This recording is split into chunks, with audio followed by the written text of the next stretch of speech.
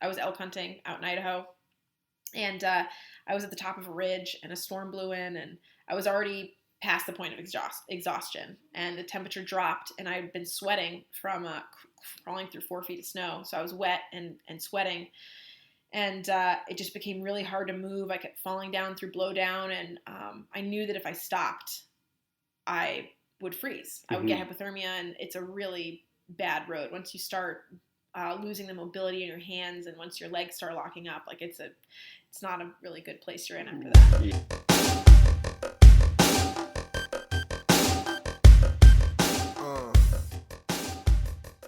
Hey everybody, thank you for tuning in to Lionheart Radio. I'm your host, Rick Alexander. Today's show is brought to you by the Endurance Hacker Society. That is an all-inclusive endurance training program. It's the same program that I used to run my first 200-miler, as well as run about 10 other ultras in the same year. I've also used it to coach people through their very first marathon, as well as PRing their marathon. And so if the endurance realm is something that you might be interested in, then head to louisvive.com, click on the Endurance Hacker Society, and check it out for yourself. If you're not sure, shoot me an email, rick@louisvive.com, and we'll talk about whether or not that particular training methodology is going to be right for you. And if it's not, I will send you in the right direction.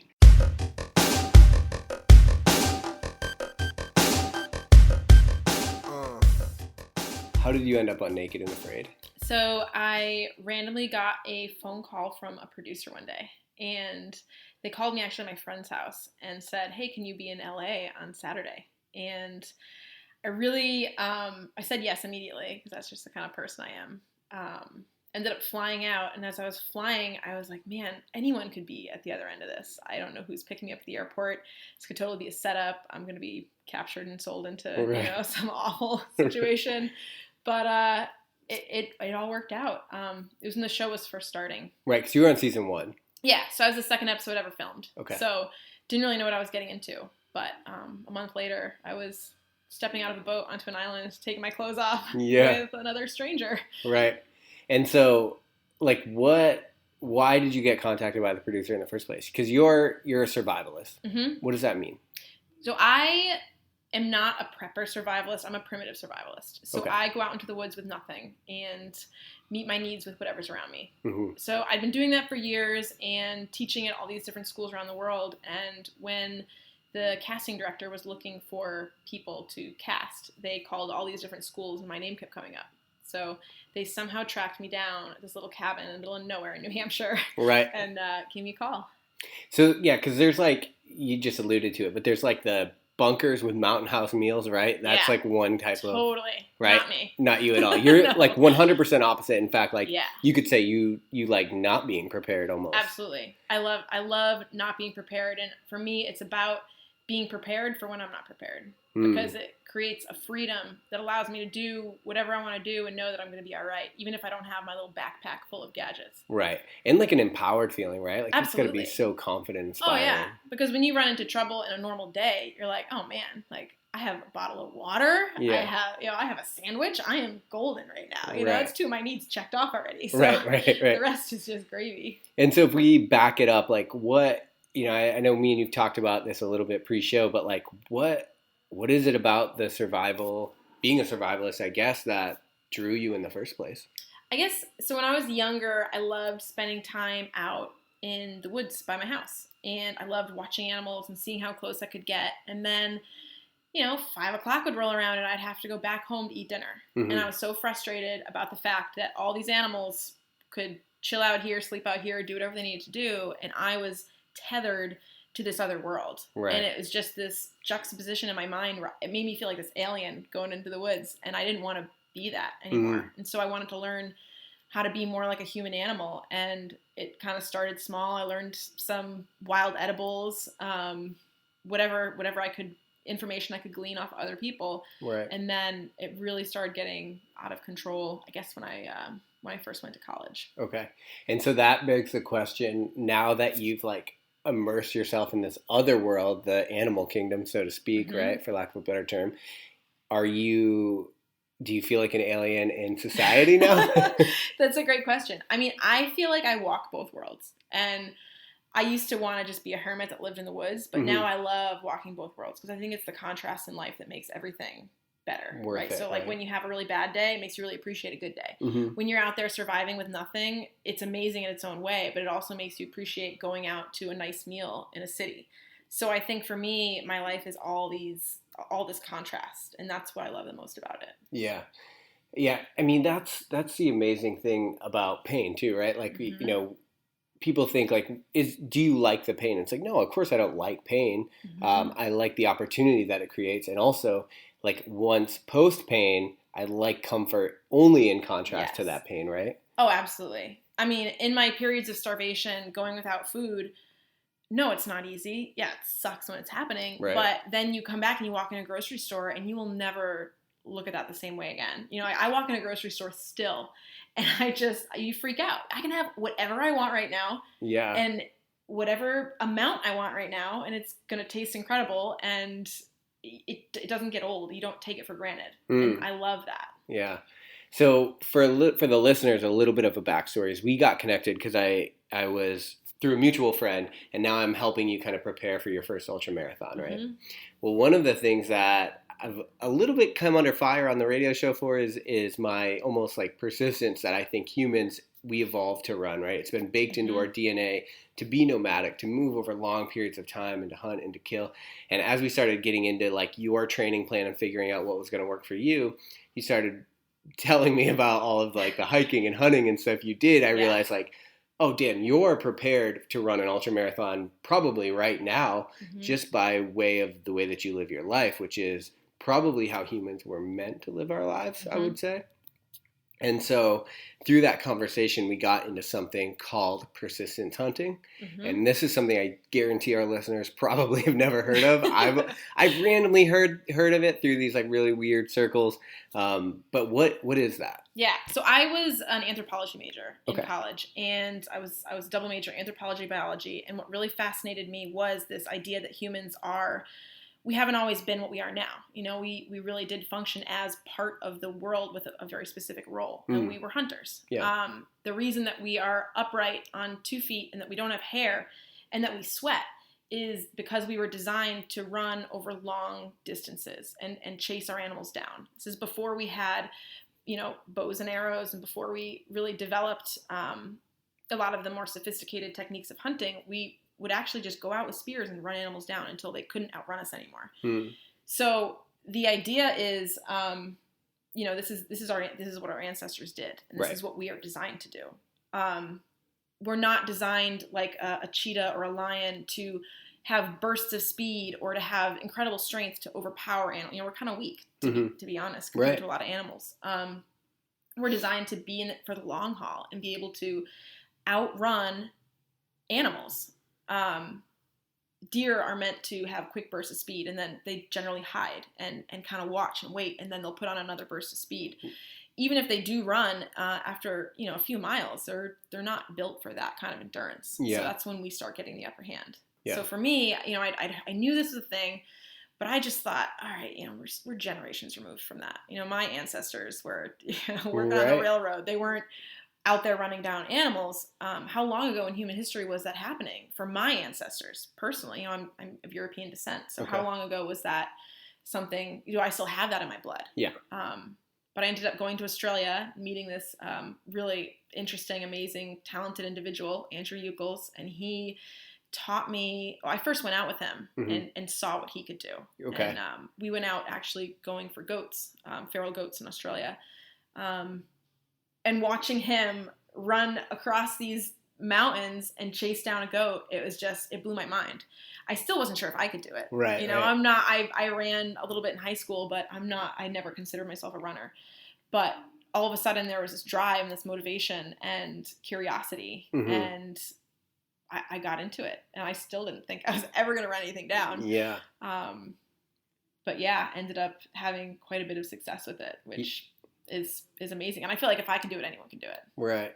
So to break this down for the listener, like we're talking about going out in the woods, finding an animal, and then just chasing that bitch until it's too tired to run, and then killing it with your bare hands, right? Like that is what we're talking about. Yeah. totally. Okay. So that is like wildly fascinating to me. How much distance do you travel in one of these things? Like, It could be any amount of distance. You prepare to be out there all day. But it could happen really early. Like one of the strategies you can use is a lot of animals, especially in a hot, dry climate, will go down to water in the beginning of the day and they'll drink as much water as they possibly can to get them through the day as they go and graze and move to the tops of hills so they can have better views of, anything that's trying to sneak up on them. So if you're down by the water and you see these animals and they fill up, well, a goat might have an extra 10 pounds of water in its belly. Yeah. And so you already have that advantage if you start running after it right then. So you might be able to catch it pretty quickly. I mean, I think the fastest persistence hunt I was a part of was probably, 10 minutes at most. Whoa. Yeah. Okay. So it can happen really fast. Animals make mistakes too. And so you have to be ready. But, I'd say 70 to 80% of persistence hunting is failure. Which is something our ancestors dealt with, which is something, wolves, a lot of big predators, they don't have success every single time. Right. But that's half the fun, I think. Right. But yeah, you could be running all day, and it just completely depends on the animals you're pushing, the terrain you're in, and how far you want to go with it, how hungry or motivated you are. Yeah, right. And I'd imagine there's a sense where you have to stay focused on what you're doing, but also if you get too focused in what you're doing, it seems like that could be problematic because you could run off a cliff, right? Like you have to be able to step back and look at the whole thing. It seems like. Yeah, you can't be. I think this animal instinct kind of takes over. Like when you're an athlete and you're in the zone, that mentality where you're 100% present in that moment. You're not thinking about the future. You're not thinking about the past. You're in that moment. It's really important to be in that moment.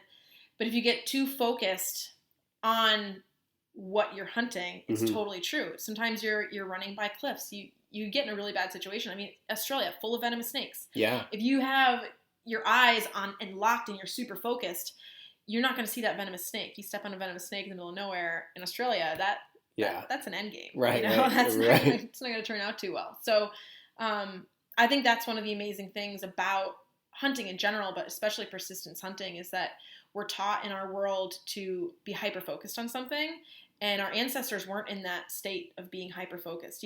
What they call, attention deficit disorder or ADHD or any of those attention-related disorders, actually having that is a benefit as a primitive person. I definitely was diagnosed with that, and I think it's the best thing ever because when you're out there, you have the ability to pay attention to many things at once. You're still paying attention to what your prey is doing, but you're also paying attention to your surroundings, any weather changes. You're seeing where you're stepping, so you don't step on that snake or jump off that cliff. Right. So it allows you to actually be more big picture instead of hyper focused. So you just get into like a flow state.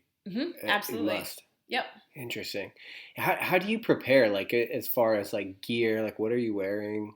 Very little. Okay. So in Australia, it was really hot where we were doing this, which is to our benefit because we can disperse heat a lot easier than animals. And you're usually doing it in the heat of the day. So very little. I mean, people would see pictures of me hunting in a bikini. And they're like, oh, you're doing that for Instagram. It's like, no, actually, I put the bikini on for the picture because you want as little clothes as possible. Yeah.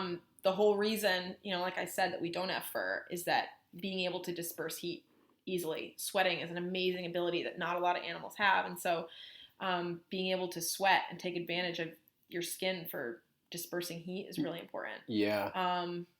Shoes. I wear shoes just because there's a lot of thistles. Yeah. And I don't care how tough your feet are. They suck. Right. And I usually wear a neck knife. So a knife around my neck that you can, that's your killing tool. Okay. Are you not worried about falling on this thing? It's in like a sheath. Okay. So hang around your neck in a sheath. Okay. The only problem I've ever had is I had a knife fall out of the sheath before. Oh, okay. But, it's like hanging upside down, basically. Yeah. Okay. God, I've got so many questions. I'm trying to put them in some kind of order that makes sense for the listener. You just gotta come on a hunt with me. Yeah, I absolutely have to. What are the legalities around this? Well, so feral animals in Australia are Australia was kind of a big biological disaster in a lot of ways when Europeans started introducing different animals from around the world, and they messed up the ecosystem. It was a ecosystem that was based on having the native animals there. It wasn't based on having all these other animals that come in. Because there's no large land predators anymore, they just run rampant, and they can really do a lot of damage to not only the native animals, but the native plants. So feral animals in Australia, you can hunt. I mean, people will rent properties and go out and kill 50 pigs and 30 goats and 70 rabbits and just slaughter them and leave them there to just rot. Oh, wow. Which goes against, I mean, I don't like killing, so it kind of goes against where, I do it for meat. So right. It is technically good for the land to kill as many pest species as you can. Yeah. But there's no legalities on, it's not as regulated as in the in the U.S. If you're going bow hunting, you have to have a 55-pound bow, and your broadhead has to have at least 2 sharp edges. There's all these rules. Yeah. In Australia, they don't have that. So it's really not something they do in the U.S. Persistence hunting. No, and it's really hard in the U.S. because in Australia it's very open. You can see for a really long distance. The terrain's easier. There's less people. If you're persistence hunting a deer through someone's backyard in Connecticut, they're probably going to be pretty mad. Right. Sure. You're running across a highway, right. like half naked. Doesn't really work out so well. Right. And one of the things I've seen pointed to in our evolution, and I'm not sure if you're familiar with this, but it's the fact that when animals run, they crunch their diaphragm, where when we run, we have this ability to, not to crunch our diaphragm, right? So our lungs can continue to process oxygen. And a lot of people have pointed to that as being a biological or evolutionary feature that allowed us to go for long periods of time. And one of the reasons that people say like humans were meant to go for long periods of time, they point to that almost as evidence. Yeah, absolutely. I mean, I'd agree 100%. I think when you visually can see what animals go through when they do have to run for a distance. Because they have to keep stopping, right? Resting. Yeah, they're not running that whole time. Even though they're way faster than us. They're so much faster. Yeah. So, when they run, you run. When they walk, you walk. And it's about, they set the pace on that. But, you're trying to keep them in visual sight all the time. Yep. And it's just amazing. I think the biggest thing I learned was, we're meant for running. 100%. Even as someone who didn't really identify as a runner, I was just shocked at how much better we do over the long haul than animals. Because you think of animals and, ever try to race a wild animal, it doesn't matter. It could be like the slowest thing in the world. It's still really hard. Right. But we're just really built for distance. So let's talk about the ethics around it a little bit. So I think a lot of, probably in the vegan crowd, they point to this fact that our cognition has developed to the point where we should be sophisticated enough to have almost moved beyond that, right? What has been your experience? Because one of the really interesting things about you that I learned pre-show is that you started out vegan. Yes. And so what was it, I guess, that caused that transition? And then how do you kind of answer that ethical crowd? Yeah. So as when I was younger, I actually loved eating meat so much that I did a report in school. You could do a report on anything, and I chose to do it about meat. Had to get primary source interviews, talked to people that worked in a slaughterhouse, and was, horrified as most people would be. Factory farming, right? Horrific. Right. And I was even against really raising animals as livestock because I just feel like animals should have this wild life and you raise something to kill it. That's really weird. So I was full vegan, but it wasn't because I didn't think that, I knew that meat made my body feel good. I always said if I had a way to get it that I felt ethical about, I would eat meat again. Yeah. And so I actually started eating roadkill. I was living in Connecticut at the time, and there was tons of roadkill. There wasn't a lot of hunters in that area. There was a ton of deer, and I saw a deer get hit on the road. Actually, it was a turkey first I started with, and I would bring it back. I taught myself how to butcher it, and I started eating meat that way. I felt so much better once I started eating meat. Actually, the first, how I broke my veganism was eating a piece of raw venison from a hunter who had ethically harvested a deer. Yeah. And everyone said I would get sick, but I just felt, some people do great on vegan diets. I didn't. Yeah. And I felt a million times better once I started eating meat again. And I realized that that's just something that, if you look as a biology major, one of the things I did was you have to learn about anatomy. Yeah. Carnivores and herbivores have completely different digestive systems. Omnivores, herbivores have a really long intestinal system to be able to digest the plant matter. Carnivores have a very short digestive system, and omnivores are somewhere in the middle. And everything about our biology is designed around eating meat, from our teeth to our digestive tract. I know that there is definitely an ethical question in regards to, well, sure, but we can eat plants, so why shouldn't we just do that? Yeah. And for me, no matter what you're consuming as an animal who cannot photosynthesize, I can't go out in the sun and get my nutrients from there. Right. I'm going to be relying on sacrifice. So whether that be plant-based or animal-based, it's still a life. So I still value that. Additionally, when you think about large-scale farming, not just for animals, but for plant-based foods, agriculture, you're including destruction of habitat. So one of the biggest causes of deforestation in the rainforest is for soy plantations. Sure, some of that goes to feed cattle, but it's not all for that. Right. A lot of agriculture, wherever it's going to be, is going to cause deforestation in a large scale. If everyone was eating just plants, we're still causing massive habitat loss and loss of lives of animals as a result of that.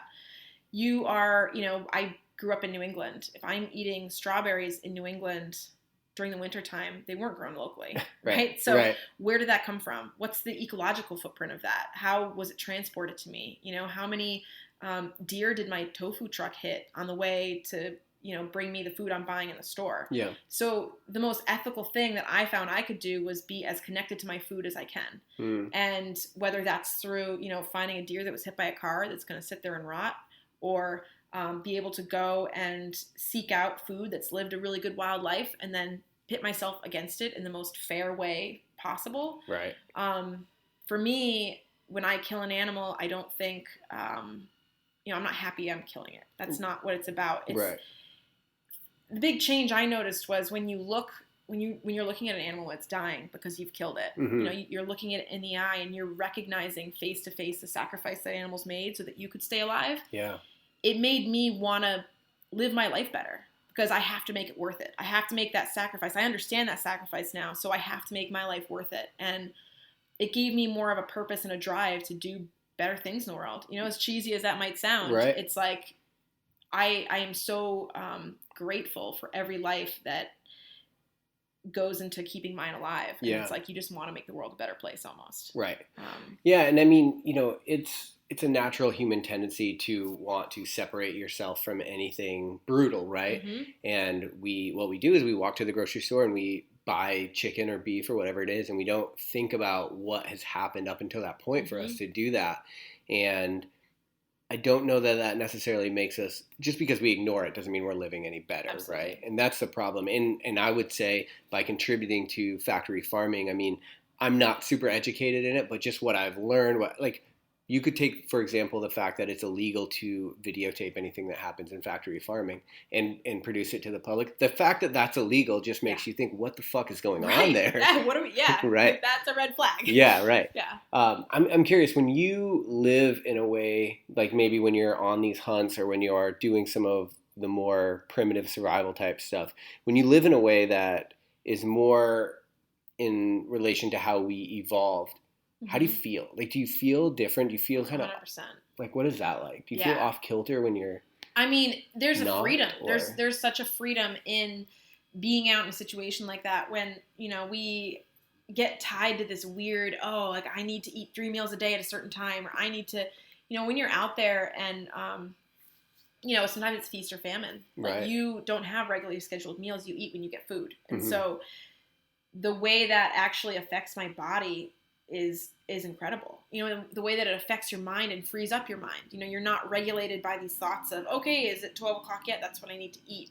And I think for me, that freedom that it gave and how much more in touch with my body I came, like, oh wait, is that hunger or is that thirst? Is that, where's my energy lull coming from? Just being in touch with my body in a more direct way, and also feeling like I had more control over it. And I've really learned a massive amount about what makes my body feel good and what doesn't, and just how to get the most out of every day of my life by being in good mental and physical health, using anything I can do to have control over that. So Right. choosing the foods that suit me, because I know that when I'm out in the wild and I'm living on a meat-based diet, I actually feel so much better, and but it's a personal thing. Yeah. I don't think someone can't go out and have that experience and then come back and say, oh, I'm going to tell everyone exactly what they need to do. Because Right. you need to learn that about your own body. Right. It seems like it would make you eat and just live much more intuitively. Yes. Right? You can't be reliant on macros and about Right. all these things that we let govern our lives now. Totally.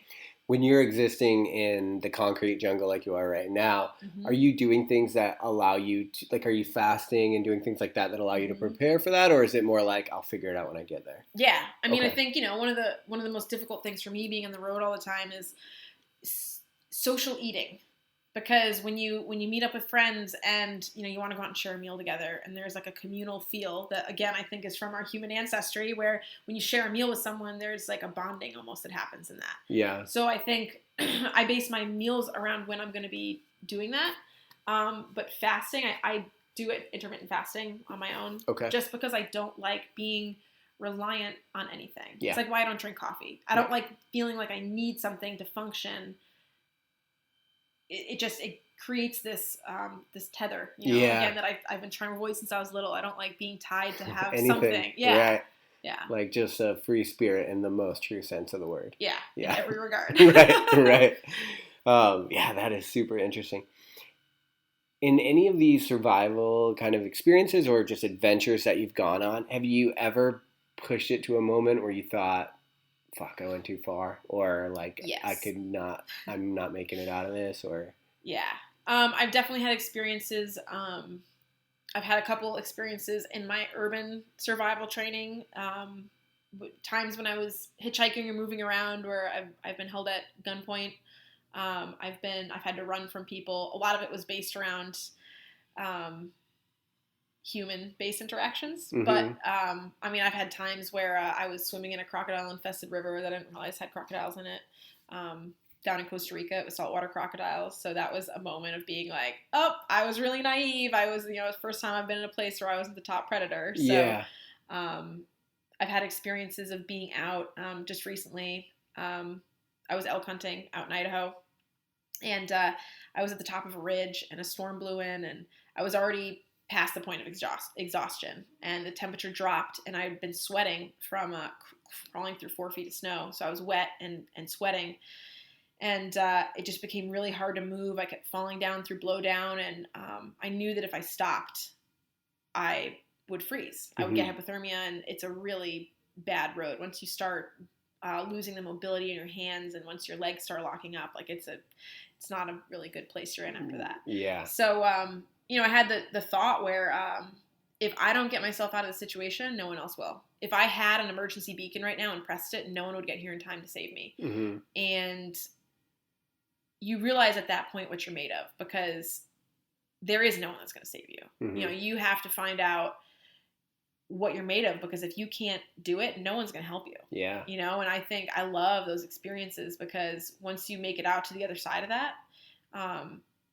again, it creates that sense of independence and confidence in yourself to know, wow, I went to that dark, deep place that most people never touch. Yeah. And I looked that right in the face and pushed through it, right. And made it to the other side of that. And I think the more times you do that, and the more you can push your comfort zone, that's what causes us to grow, is like finding where those boundaries are, and then realizing that they're not real, and being able to push past that.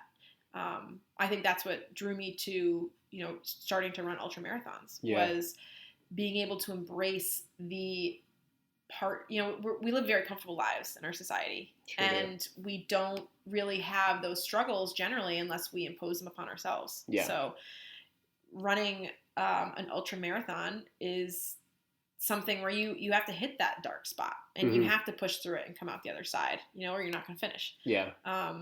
So at least it's not as high stakes as dying, but still, Yeah, but it's this idea that, like, adversity, or the ability to overcome adversity throughout our evolution has just been baked into our DNA. And now, our society, we live off safety nets, right? Like everything is a safety net. There's almost nothing Now, I mean, freak things can happen. Like you could get hit by a car going across the street, of Right. course, right? But like we have so many safety nets that life has been bubble wrapped. It's so safe. So what I've found, and it seems like what you've kind of tapped into, is that this idea that in order to feel whole, we have to almost go toward that adversity now. Absolutely. I think that a lot of people that you talk to that are living these very safe lives, that might have very successful jobs, that have everything kind of that the American dream is supposed to be, they find that they're not happy. Yeah. At the end of the day, they're filling the void in with television or with social media and just trying to escape where their head's at, because their head's not in a great place. And I really strongly believe it's because we're not meant to be comfortable all the time. Again, It's that contrast where when you really work hard for something and you're in a bad place or you're dealing with physical pain, and then you come out on the other side, you can appreciate things. Yeah. If you're always in that state of comfort, that's not what we've evolved to be. That's not a happy place for us, because it's just numbing. Right. You kind of just get numb to everything. Right. And I mean, I love the suffer. I love embracing that struggle. And I love, when I have a really hard day, I know that when I have a really good day, it's going to be all that much better. Right. And so I think the more we can do to push our comfort zones and get out of those comfort zones, I think ultimately the happier we're going to be overall as people. Do you find yourself getting sucked into the kind of like creature comforts that we've created? For example, like, is there times where you're like, you just find yourself getting sucked into social media or into binge watching Netflix or whatever it is, and you're like, fuck, I really need to get back out there? Oh, yeah. Well, and I think that's evolutionary too. I think that we're designed to want to seek that comfort. Right. But we're not, it's the same with eating salty and fatty foods and sweet foods. Yep. We're designed to want to seek that out because in the short term, that's really beneficial to us. It's when we have too much excess of that it becomes a problem. Right. So I think we're evolutionarily driven towards wanting to be comfortable and towards, certain things. But at the same time, because I've been pushing myself so much, I still find myself being drawn to those extreme situations just as much. Yeah. Because I know that there's more of a reward in that ultimately. And I crave that reward. So it's almost like I've trained myself around it somehow to just, I get bored, I mean, you can sit, and I do social media for work. So I'm always kind of tied to it, but you have one day out there. I mean, you can go a week on social media and nothing will stick out about that time. It's just kind of like this gray area where you can't remember anything, but I'll have one day out in the woods and I can tell you about every minute and every experience I had. Yeah. And so there's a drive for me in that, and wanting to have those experiences that are memorable as opposed to just floating through mindlessly. Right. Yeah, I mean, for the longest time, we existed somewhere in the middle of the food chain, right? So our purpose was surviving. And then, once we kind of got the whole survival thing on lock like we do now, the problem is we have that natural tendency to still seek that out, only now it doesn't lend itself to any kind of meaning, right? Right. Now to find meaning, we have to look further. Right. And it's really easy to get into that routine, and I don't blame people for getting to that routine because it's evolution again. Yeah. I mean, thousands of years ago, they didn't have to have this conversation because it was built into everyone's lives. But now, it's up to individuals to push themselves. And it's a weird thing to have to do, Yeah. Because it goes against that natural drive towards wanting to be comfortable and safe and well-fed. Oh, is that survival? We're resistant to change naturally. Change could mean death.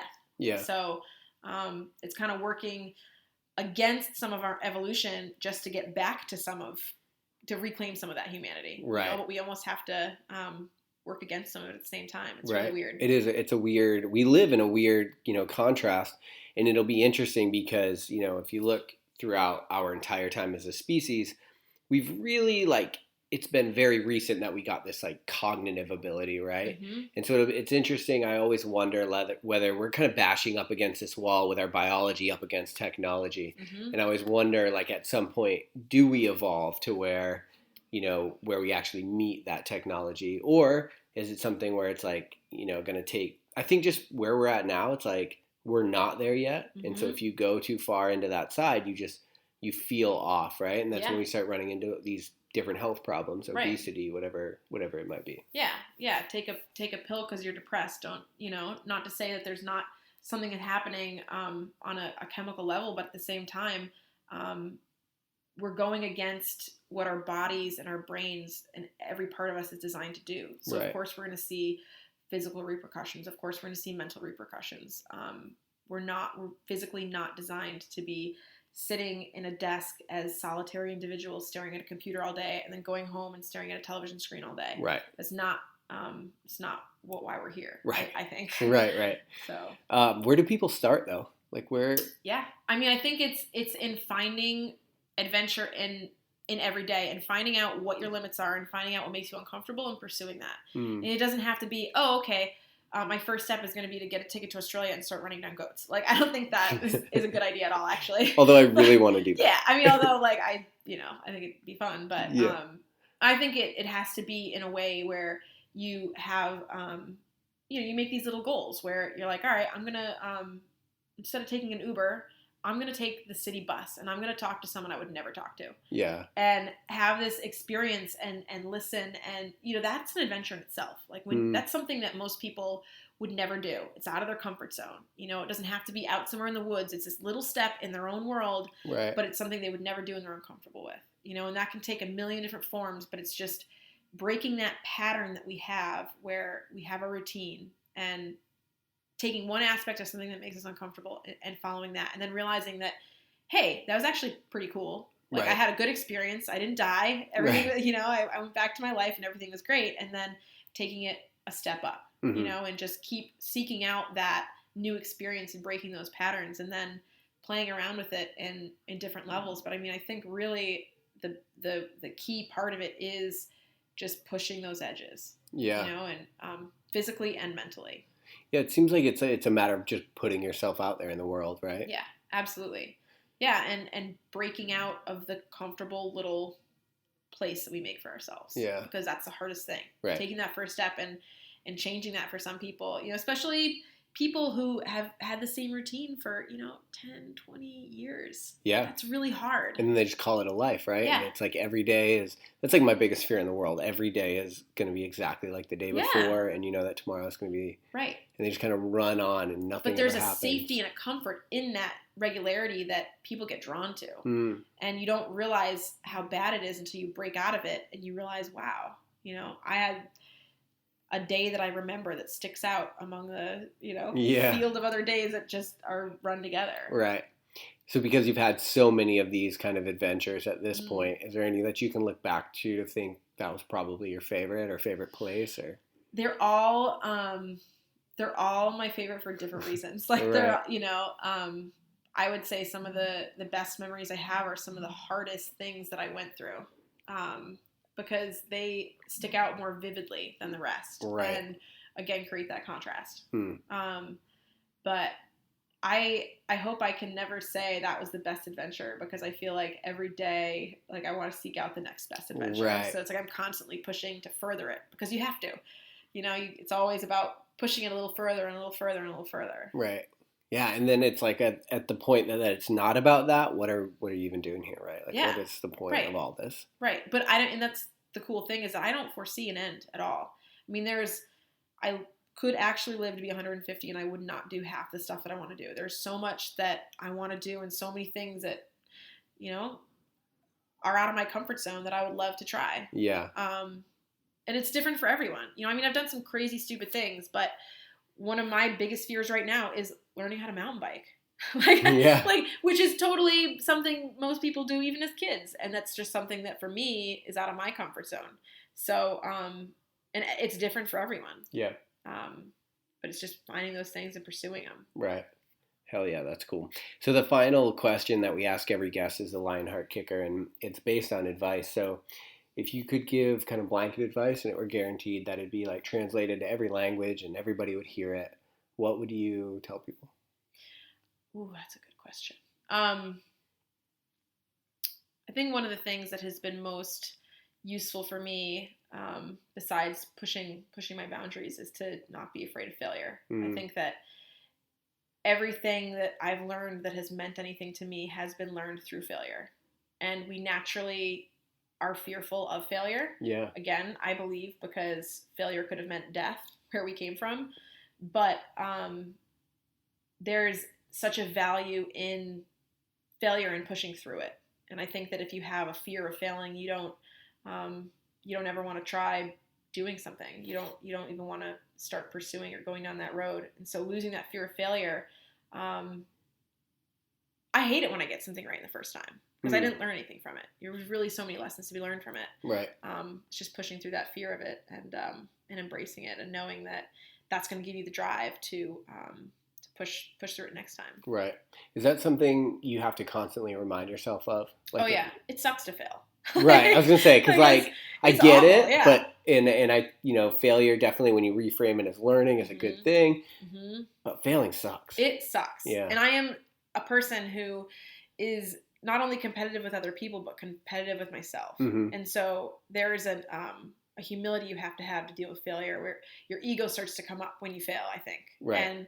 And being able to push through that is a challenge every single time. But I face failure all the time. Right. Right. Okay, that's one of the most important things I learned in persistence hunting. You fail a lot. Yeah. But it helps you get comfortable with that. And I think if you can get past that point where, you fail and you lose your momentum and you give something up, I don't think there's anything more toxic than that. People who prove to themselves that they can't do it and believe it. And on the flip side of that, if you can push through that, you realize that, you really can do whatever you want. Right. And that's when everything opens up for you. That's cool. So for people that are listening to this and they want to support what you're doing or follow along with your journey, where's the best place for them to do that? I am most active on my Instagram, probably. Okay. So it's at Laura Zerra. And I also use Twitter and Facebook. And I have a website, laurazerra.com. So reaching out to me in any of those avenues. Okay, cool. And we'll link all those up in the show notes of this episode. So Laura, thank you for joining me. Thank you so much for having me. I think in a world and a culture that overuses the word savage, you are the most savage human that I've ever met. So thank you. Take that as a compliment. Yeah. Thanks for listening to Lionheart Radio. I hope that the information from today's show will make you fitter, happier, and healthier. For the show notes of this episode and every episode, head to www.lionheartrad.io. Yep, just like Lionheart Radio.